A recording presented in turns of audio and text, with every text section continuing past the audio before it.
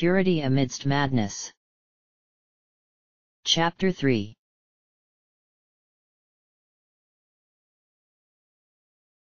Though I held my sword in my hands, I did not feel it as I gazed up on the balcony. Adramelch's hunched-over form glared around the main hall of Castle Agros with burning eyes, finally falling on the hesitant form of Zalbag. "So, brother. Before I send you to hell, let me confirm your suspicions." The Fury noted, his mouth twisting into a rictus that might have been a smile. "Father, Balbanes. He had a chance to make our family great. Yet he threw it away for honor." Zalbag's face was growing pale, his sword slowly lifting. At his side, Ramza's own visage was becoming grim and determined, and he mirrored his brother's stance a moment later. "Yet even the best swordsman cannot fight poison," Adramelch concluded, his eyes narrowing. One hand lifted casually, negligently. Zalbag began a thrust for the demon's heart an instant before Ramza moved, yet he never made it close. Dark energy surrounding him one moment, and the next Zalbag was simply gone. The youngest Beowulf's sword raced for the Lukavi's throat, and was grasped firmly with the thing's hand. It grinned down at Ramza in obscene humor. "Little brother, worry not, I haven't forgotten you." The crack of our young leader's head snapping back was far too loud, his grip failing on his sword as he flew back from the thing which was once his sibling. It cast aside the blade and grinned as Lavian placed a steadying hand on Ramza as he rose with a shudder. "Your skills cannot help Ramza down here, girl," Orlando noted, gazing up at the monster on the balcony. "Your order teaches white magic, doesn't it?" "A little. Not much," I replied, turning to meet the old man's gaze. He flashed me a grin. "That'll do. If my ears don't deceive me, Lavian is casting Protect and Alicia is working on a shell. Why not help out with some regen for Ramza?" Orlando quirked an eyebrow at my gaze. "Look, he's the only one crazy enough to try to get within reach of that monster. As good as he is, I think he'll need all the help he can get." I began to chant as Agrias and Orlando opened the battle with a pair of lightning stabs. True to T.G. Sid's prediction, Ramza drew a pair of ninja edges and charged at Adramelch with a feral scream which shook me to my marrow, yet did not interrupt my spell. Almost as one, 3 powerful spells of protection converged on Ramza, scarcely a step or two away from his foe. An instant later and the demon would have benefited from them just as much. Claws met blades even as Bahamut, king of the summons, shattered the ground beneath Agrias and her cohorts, leaving only the holy swordsman standing. Even with his muscles trembling as he fended off the eldritch being in front of him, Ramza had time to glance back and see the duo's peril. "Agrias! They come first. I'm fine," Ramza yelled, wincing as his divided attention allowed the beast he was facing to gash his shoulder. The young blonde turned back for a second and repaid the wound with a brutal slice along one of Adramelch's arms, dark blood splashing the ground. "Do it now, Agrias. We can't lose them." For once, Ramza's tone would brook no argument. He was no making a suggestion, he was issuing an order. Agrias began to cast rays even as Ramza's knee rose as our leader employed his impressive jumping ability, snapping the goat's head back and stunning the thing for a second. The blonde struck the ceiling feet first, taking a step as his eyes found his target. Adramelch had time to look up as his youngest brother once more employed the unique magic of the dragoon, launching himself downward with inhuman force, ninja edge leading the way. The Fury bellowed with pain as the powerful blow took off one of his arms, a cry which turned into a shriek as shards of ice pummeled him, courtesy of Orlando. The man quirked an eyebrow at my confused look as he sheathed his sword. "Those 3 girls need our help," he noted simply, pulling me into a run as we moved beneath the balcony and ran up the stairs. He nudged me and gestured towards Ramza. "He has things well in hand, I think."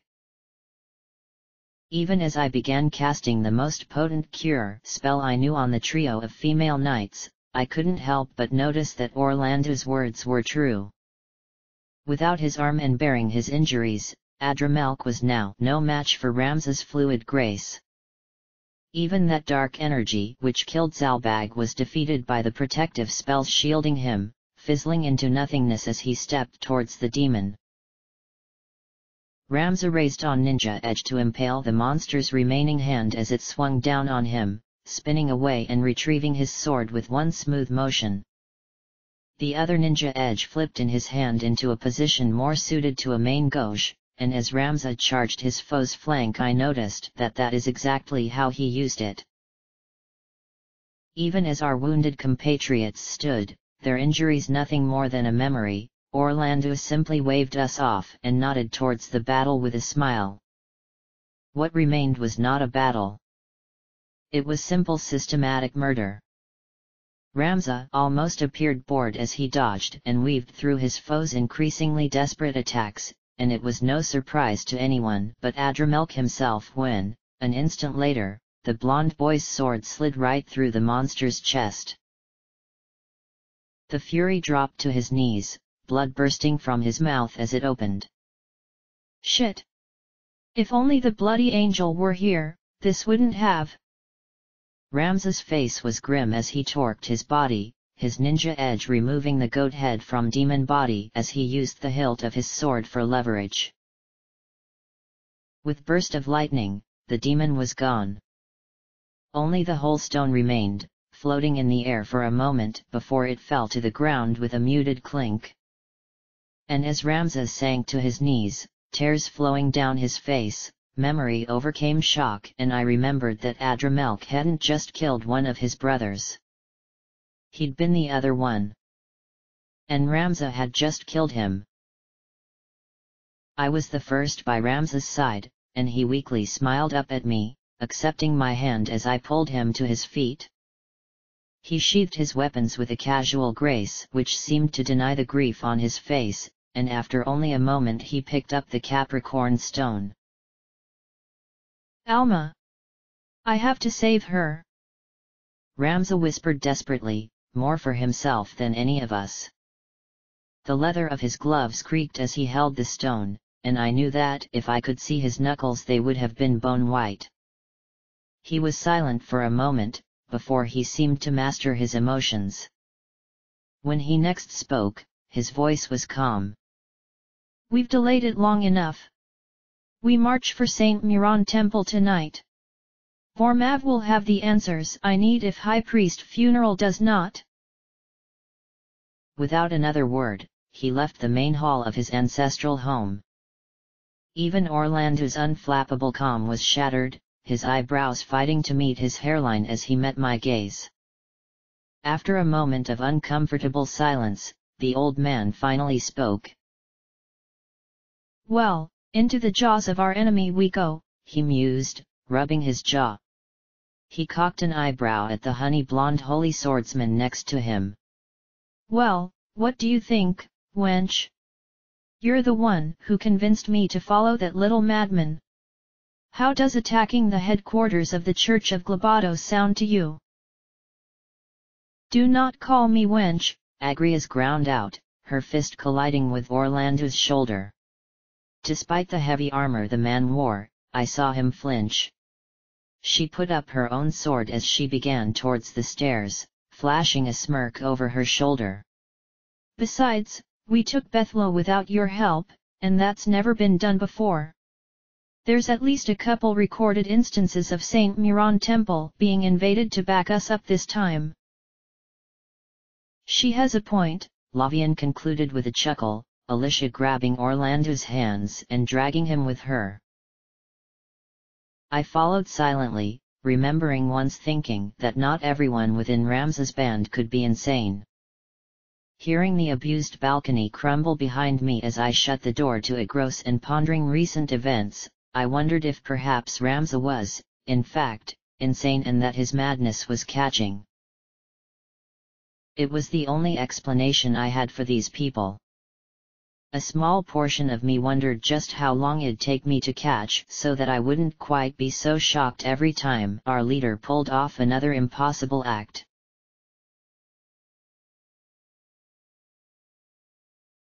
Saint Miran Temple was only a week distant. So it was quite the surprise to wake up after camping on Mandalya Plains to Lavian poking me in the side with her sheathed sword quite early in the day. Rubbing one eye, I glared at her with the other. "Come on, time to get up. It's time to kill Ramza," she explained with a grin, squatting to eye level and flashing me a broad grin. "Is he really being that strict with our marching schedule?" I asked with a yawn, my arms stretching out, shoulders shifting as I stretched out the last vestiges of sleep. "No. We're actually going to kill Ramza. Come on, time to get up," Lavian informed me, the look in her face bringing me fully awake. She was smiling, but she was also being serious. I stared at her for a moment before she frowned, casting her gaze over my shoulder. "Hey, Lady Agrias. Tell the newcomer what we're doing today." "Time to get up, Melia Dul. Ramza won't kill himself."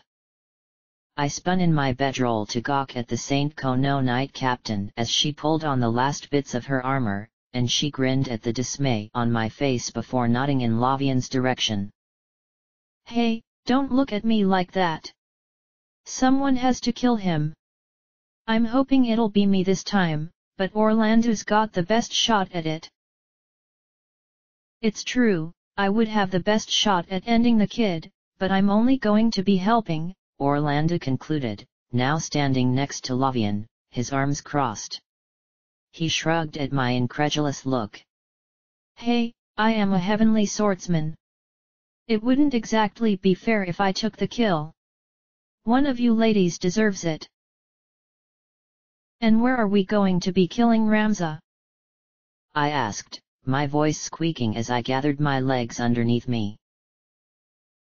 "There's a meadow over that way where he's practicing right now," Agrias informed me, jabbing a thumb over her shoulder. I really don't know why she was surprised when I shoulder tackled her onto her ass and then bolted in Ramza's direction. The only piece of equipment I'd snatched during my flight was the sword I needed to work my special abilities. Either my former compatriots weren't expecting my loyalty to my new leader or they'd underestimated my speed, but the end result was the same. I was on my way out of camp and running towards Ramza, ignoring the fact I was wearing only a shift. Despite my state of dress or lack thereof, I was just happy none of the traitors had managed to target me before I'd left their midst. It only took me moments to come across the blonde boy who'd changed my life so much, resting peacefully in the middle of a clearing, a thin sheen of sweat coating his brow as he practiced with a rather large axe. I was already chanting a protect spell as I drew my blade and spun to face the direction of camp as Ramza noticed me. Melia Dul? I'm not sure if you noticed, but you're running around in your underwear," Ramza pointed out, resting the heavy blade on his broad shoulders. A small part of me was rather proud of the way the sight of me was making his face so red.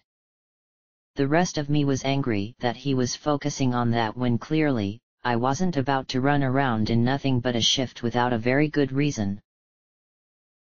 "Precious light, be our armor to protect us. Protect," I finished, feeling the welcoming embrace of my white magic shield both myself and Ramza. I then glanced at him as I drew my sword. "Ramza, everyone's coming to kill you. We've got to flee." "Everyone's coming to kill me," Ramza repeated, the statement oddly light-hearted. He tilted his head in confusion, Well, it's about time. I mean, I've been expected it for a while. It wouldn't be fair of them to try it after I've exhausted myself with this axe, you know. I'm sort of proud that I only dropped my sheath as I turned to stare at Beowulf. What are you talking about? I demanded, reaching out to grab his shoulder. That's absurd. They can't. Sure they can. Agrias will probably get me with her lightning stab if Lavian and Alicia don't manage to skewer me. Ramza replied, flashing me a confused look. He shrugged fatalistically. I mean, I'm good, but I can't quite fight all of them to a standstill. Sooner or later, I am going to die with all of them after me. But... My reply was cut off as laughter drifted from the edge of the clearing. Orlando emerged at the head of our traveling company, all of whom were fully armed and armored. Oh, are you all ready to go? Ramza asked, scratching the crown of his head. I thought Meliadul was going to be helping. So why's she here in her underwear? I told you she'd run to him in her shift, Orlando noted to Alicia, holding his hand out. The red-headed knight sighed as she plunked a large bag of gill in the older man's hand, glaring at me. I didn't think she'd be that naive, the Saint Kono knight grunted sourly, shaking a fist at me. Come on, I expected better of a shrine knight. Someone explain to me what is going on. Right now. I growled, leveling my sword towards Orlando. Oh, we are going to try to kill Ramza. He gets to fight us while he's under the effects of a re-raise spell. Really, we're just helping him develop his skills. Or did you think we were actually planning to kill our poor leader here? The old man asked innocently. His face was anything but innocent. You guys didn't tell her? That's a little mean. Ramza noted from behind me. It was precisely then I realized that I was wearing nothing but my underwear. In front of Ramza. For no good reason at all. I ran full tilt from the clearing, pausing only to grab TG Sid by the front of his armor and haul his face inches from my own. I consider it a bit of a compliment that he actually flinched as my eyes bore into his own. When I get dressed, you are a dead man, I informed him, before releasing him to find my robes and my armor. Laughter chased me all the way back to camp. It didn't help when Mestadio saluted me as I ran past, a broad smile on his face as he walked towards the plateau where the duel would inevitably take place.